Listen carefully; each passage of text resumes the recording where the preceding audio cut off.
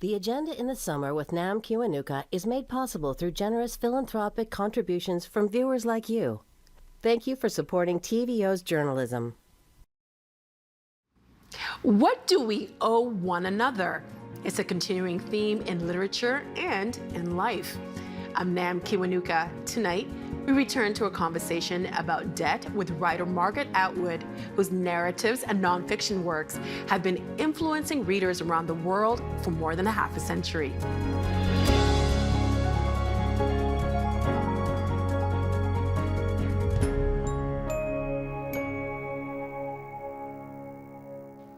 Since her very first novel, The Edible Woman, published in 1969, Margaret Atwood has distinguished herself as a writer of remarkable foresight on topics as wide-ranging as technology, the environment, feminism, and politics. In an interview earlier this year, when asked about her apparent ability to see the future, she said, quote, "There are multiple futures. You pick the most likely one, and then it happens, and people think you've got woo-woo powers, which in fact, I don't."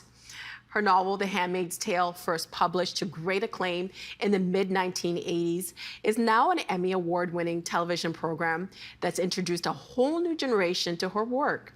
In this conversation, which took place as the recovery from the 2008 financial crisis was finally underway, she reflects on the significance in literature and beyond of debt. It stems from her 2008 book, Payback, Debt and the Shadow Side of Wealth, which was a nonfiction book based on her 2008 Massey Lectures. Payback was made into a documentary film by director Jennifer Bashwal in 2012. Here's Pierre Chattopadhyay's conversation with Margaret Atwood shortly after it was released.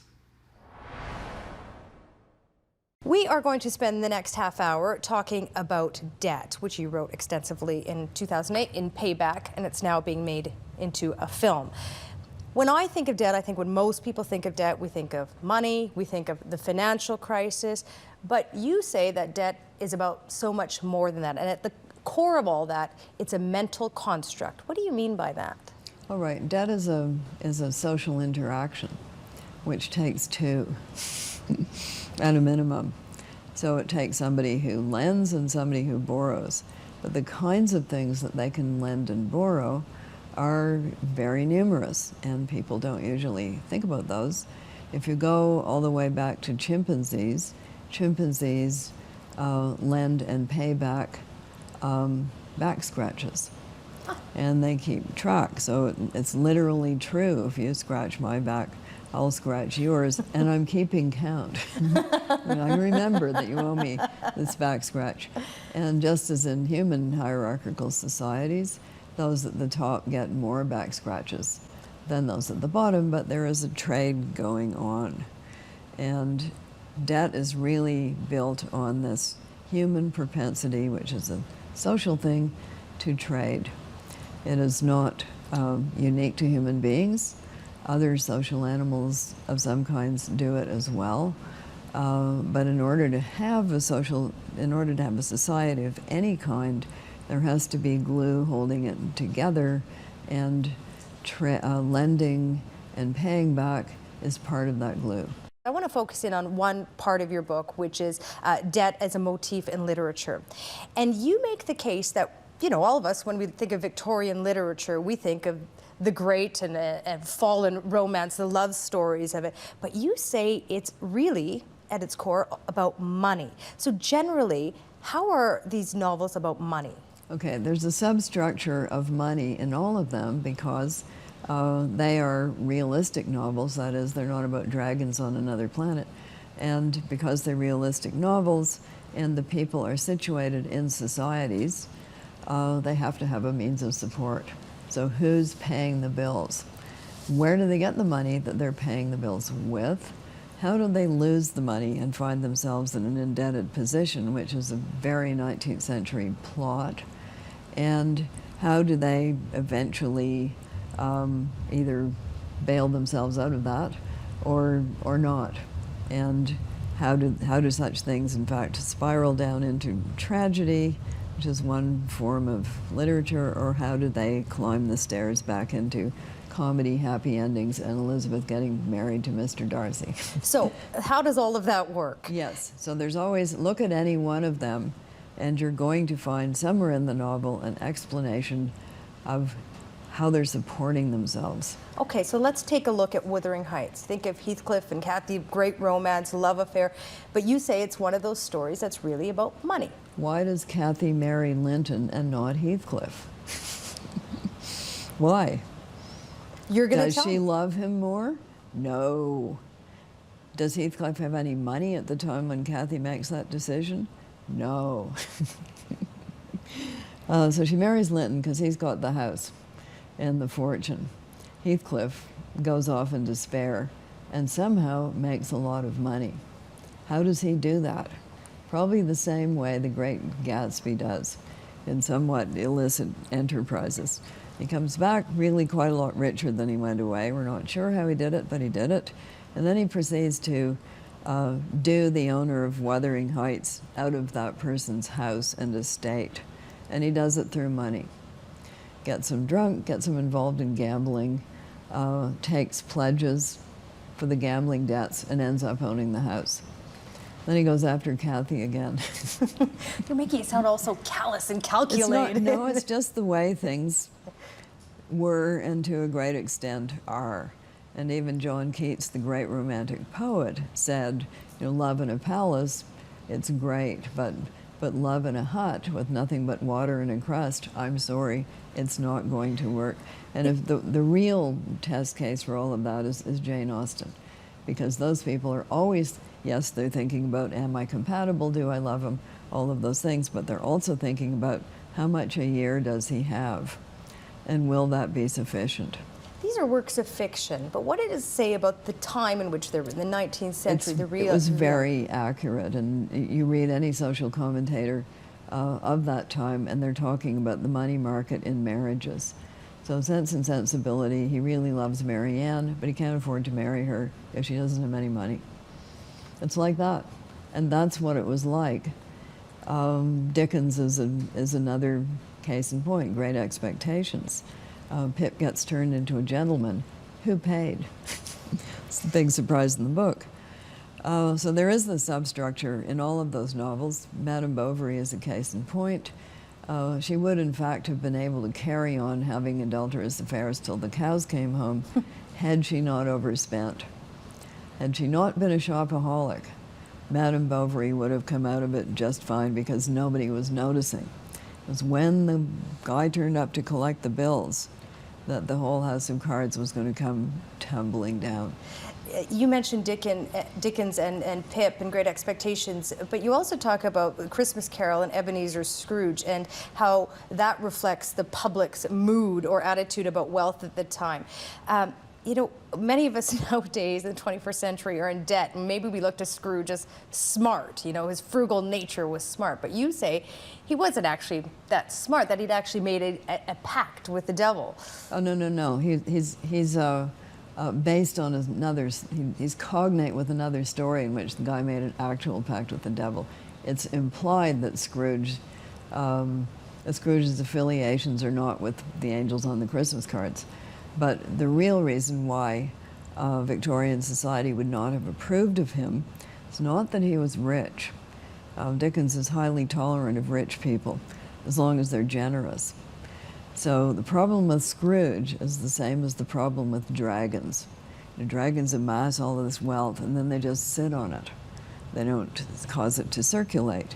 The reason currency is called currency, same like a river, it has to flow. So Scrooge sits on his money, he just accumulates it, it goes nowhere. He doesn't even spend it on himself.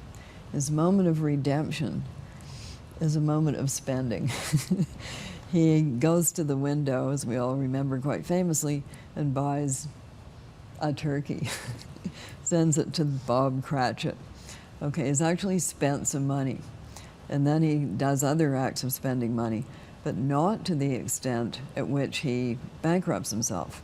He continues to be a rich person, but he's circulating his currency, which is the only thing that makes a money system work if the money circulates. Has to flow. Money is a human invention. It's a completely symbolic thing.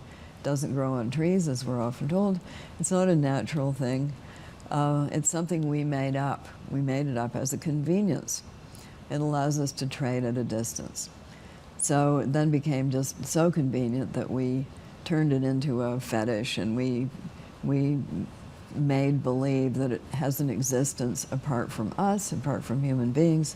It actually doesn't. Something we made up. It's a mental construct. But in order for it to work, you have to be able to translate it back into real things. If all you have is money and nothing else, you'll starve to death, because you will not be able to translate your money back into food, which is the myth of King Midas. King Midas wished for the gift, and everything he touched would turn to gold. He got his wish, be careful what you wish for, and then he starved because couldn't eat, couldn't drink. It all turned to gold. It's wonderful, all these common colloquialisms that you're pointing out that we use all the time, that come from these stories. People have been thinking about money and what it is and how it's different from trading objects. They've been thinking about that for a very long time. You juxtapose Scrooge with another literary character. It's Dr. Faustus in Marlowe's 16th century play. How does Faustus differ from Scrooge in his attitude toward wealth? Well, he's a big spender, and he does make a pact with the devil. In fact, I postulate that Dickens took the Faust play, which he would have been familiar with this because it was a popular puppet show in the 19th century. So he would have known the story, and he reversed it. So everything that Faustus is, Scrooge is the reverse. So Faustus wants youth and lots and lots of money. And then he's very generous with his money. He does spread it around. He throws big parties, he gives it to people. He's lavish with his material goods. That doesn't get him points in heaven, however, because he comes from he comes from an earlier age when being poor was supposed to be a rather saintly thing if you had done it on purpose. So despite his generosity, which is the reverse of Scrooge's, he has to get carried off by the devil because he's signed the soul contract. And just remind us what happens to Scrooge at the end versus Faustus at the end. Well, Scrooge at the end goes through the three spirits of Christmas past, Christmas present, and Christmas yet to come. And he sees a vision with the ghost of Christmas yet to come of himself being friendless, miserable, and dead, and being buried in a grave that nobody ever visits. And he's a social isolate. Nobody loves him, boo-hoo. And that horrifies him so much that he says, can't I have another chance? Is there any way I can change my life? And the spirit of Christmas yet to come doesn't say anything, but dwindles into a bedpost. And then Scrooge has a moment of redemption. He gets extra time. Faustus gets time taken away from him. His time has run out. Scrooge gets extra time. What does that say about how wealth was viewed at the time when these novels were written? Well, I think people knew that in order for society to cohere, money had to circulate. And there's been a lot of chat recently about the top 1%. And when the top 1% does control too much of the wealth, it has a stagnating effect on the rest of society because the money cannot circulate freely enough. And when money is circulating, the good way in which it circulates is that it begets more. But if it ceases circulating at all, then it's not going to work, it's not earning anything, it's not paying for things that people... It's not worth it. Well, it ceased to be a medium of exchange, which was what it was invented for. You're not exchanging anything, you're just sitting on it. There's also a difference from the 16th century to the 19th century, so from Marlowe to Dickens, in terms of the Protestant Reformation took place. And did that have a huge impact on how we viewed wealth and debt? Oh, I think so.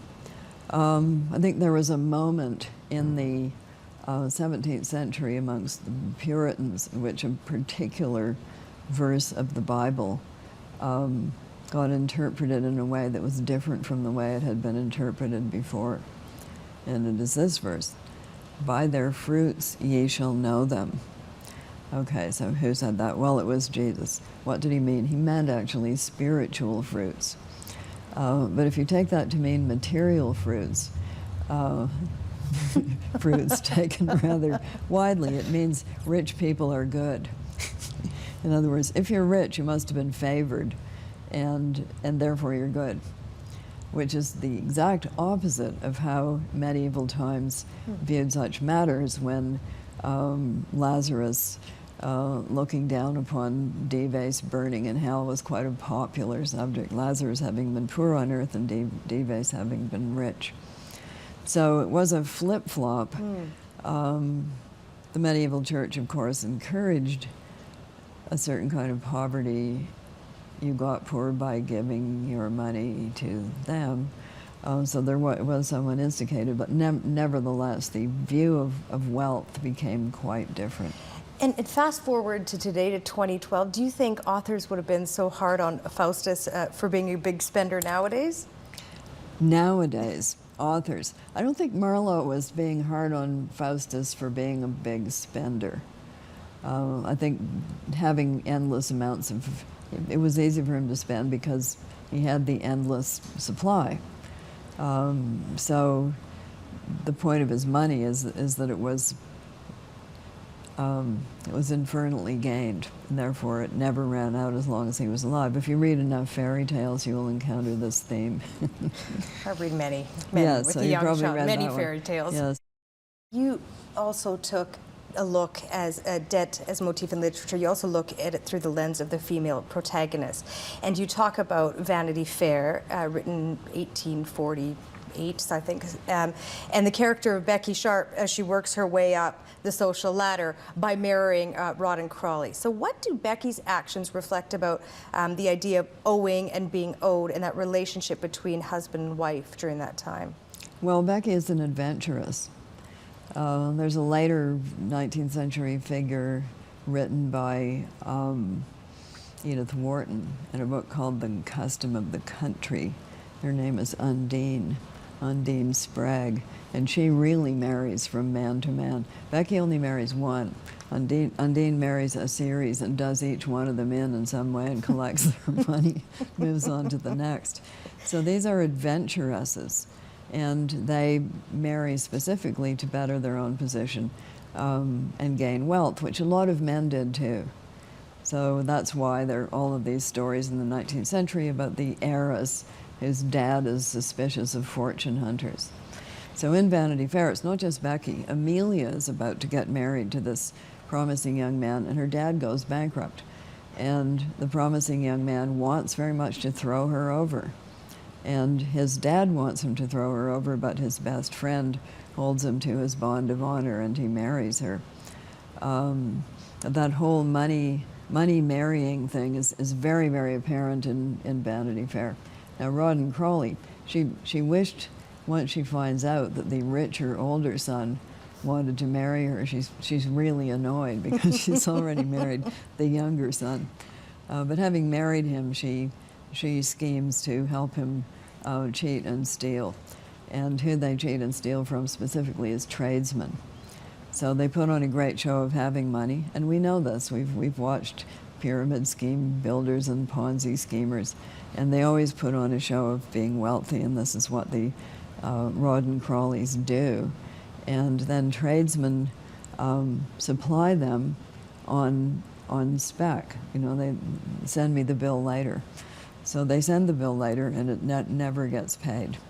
And then they change addresses, and in the trickle-down effect of debt, it's these small tradesmen who get ruined, whereas the Crawleys swan on to the next set that they're going to defraud. Well, I liked what you said in the Massey Lectures that, you know, we talk about it being a trickle-down, but I think you made the analogy, it's not a gushing waterfall. The trickle-down of wealth is not a gushing waterfall, and we do not talk about the trickle-down of debt, which is equally real. So if I owe you money and I don't pay you, you can't pay her, and she can't pay him. So it's a chain reaction. It's a commentary on the gap between rich and poor to an extent. Well, because the Crawleys aren't actually rich. Their wealth is virtual. They've made it up. They act rich and dress rich and eat rich, but they don't actually have any money. So the people they're defrauding do. They have small amounts, but they have small margins, like book selling. So then any effect on those is pretty catastrophic for them. In some of the cases that you talk about, you say the women might have done a little bit better had they known more about debt management, that their lives wouldn't have ended so tragically. Well, that's true of Madame Bovary. It wouldn't have helped Maggie and Mill on the Floss very much because she wasn't in charge of any money. It's her dad lost the money through lawsuits that he didn't win. So women in that position were really pretty much at the mercy of their families. They didn't have a means of livelihood. Why are there so many governesses in 19th century fiction? Because it was the only thing an educated woman could do. She didn't have any money. What about Lily Barth? Lily Barth is a very tragic case because she is another person, and this is in Edith Wharton's The House of Mirth. Lily, purity, Bart, object for trade. Her best bet would have been to have made a good marriage, but she doesn't have money. So she lives in society, expensive society, but she doesn't have the wherewithal to live in it. So what's she going to do? What is she going to do? She could have made a rich marriage, but because of the Lily part of her nature, she can't bring herself to marry that particular man. And when she finds that society is ejecting her, she has no means of livelihood. She doesn't know how to make a living. She goes to work for a hat maker, a milliner, but she's no good at it. She hasn't had the training, which is why so many girls in the mid-50s went out and learned typing. At least they would be able, if all else failed, they would be able to get a job as a typist. You also talk about the ruin for women wasn't as bad financially as it was if they were women who had problems of sexual ruin. And well, no, the word meant both things. Okay, for women specifically, it meant sexually ruined. For men specifically, it meant financially ruined. You could be ruined financially as a woman. It was very hard for you to be ruined sexually as a man. Almost impossible unless you were gay. So Oscar Wilde got ruined through being gay. But for women, they could be involved in, say, a disastrous divorce, as Becky Sharp ultimately was. And then they have to go and live on the continent because they will not be accepted into good society. They pay back their debt in a different way.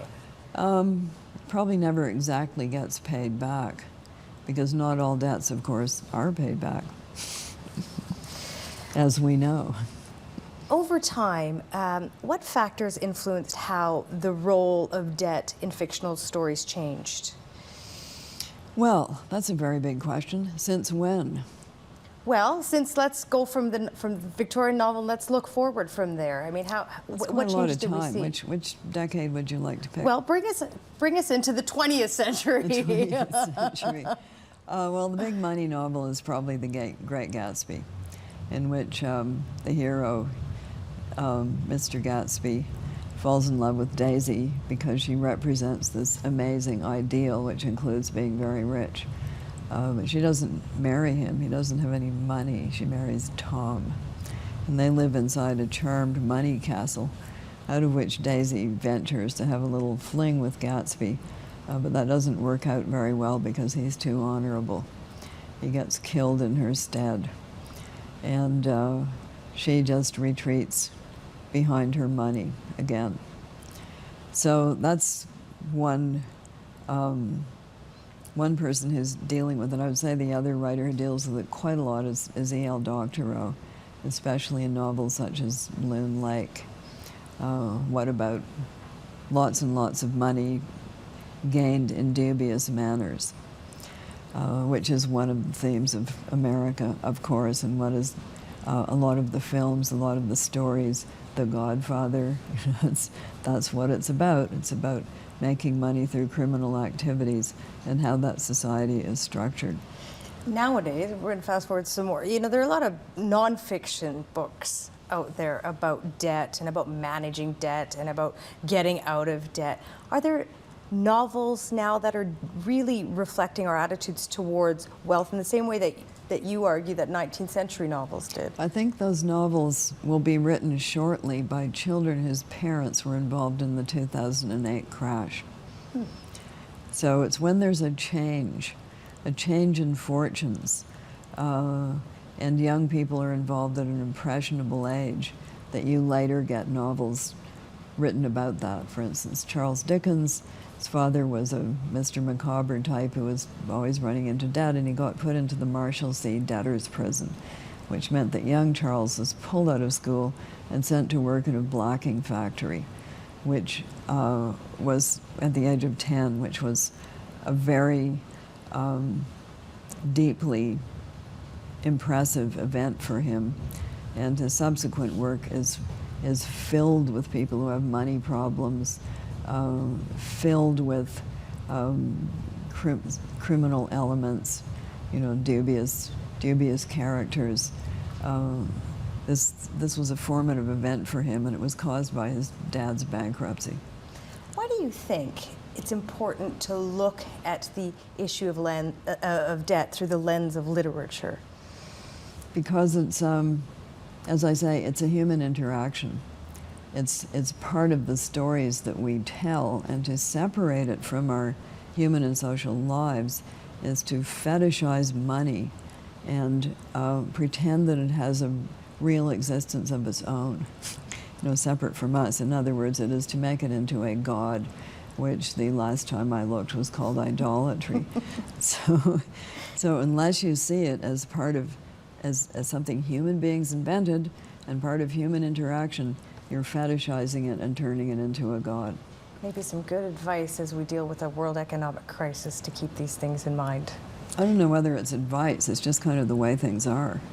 The way things are really when you peel back all the verbiage that's plastered on top of them.